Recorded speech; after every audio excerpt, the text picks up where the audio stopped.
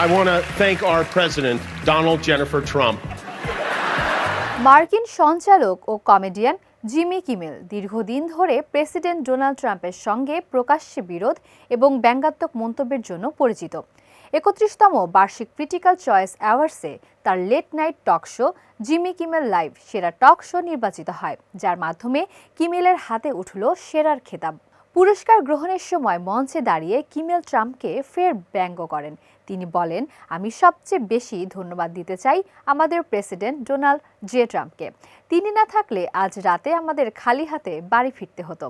Kimmel আরও বলেন, প্রতিদিন ট্রাম্প যেসব হাস্যরস কর্মকাণ্ড করছেন তার জন্য তাকে ধন্যবাদ এবং সম্প্রচারে ফিরে এসে এই সব কাণ্ড নিয়ে আলোচনা করতে তারা মুখিয়ে আছে। এই সময় কিমেল তার শোর লেখক, অভিনয় শিল্পী ও প্রযোজকদেরও ধন্যবাদ জানান এবং বাকস্বাধীনতার গুরুত্ব স্মরণ করেন। তিনি বলেন, আপনাদের সমর্থন আমাদের জন্য অত্যন্ত গুরুত্বপূর্ণ। আমরা এই দেশে বাকস্বাধীনতাকে হালকাভাবে নিই না। জিমি কিমেল ও ডোনাল্ড ট্রাম্পের দ্বৈরথ বিশ্বজুড়ে পরিচিত।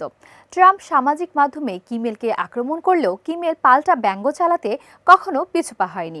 জিমি কিমেল লাইভ ২০০৩ সাল থেকে এবিসিতে প্রচারিত হচ্ছে এবং কিমেল মূলত রাজনৈতিক ও সমসাময়িক ঘটনার উপর ব্যঙ্গাত্মক আলোচনা চালিয়ে জনপ্রিয়তা অর্জন করেছেন। সম্প্রতি তিনি ডিজনির সঙ্গে ২০২৭ সাল পর্যন্ত নতুন চুক্তি করেছেন, যা তার প্রভাবকে আরও মজবুত করেছে।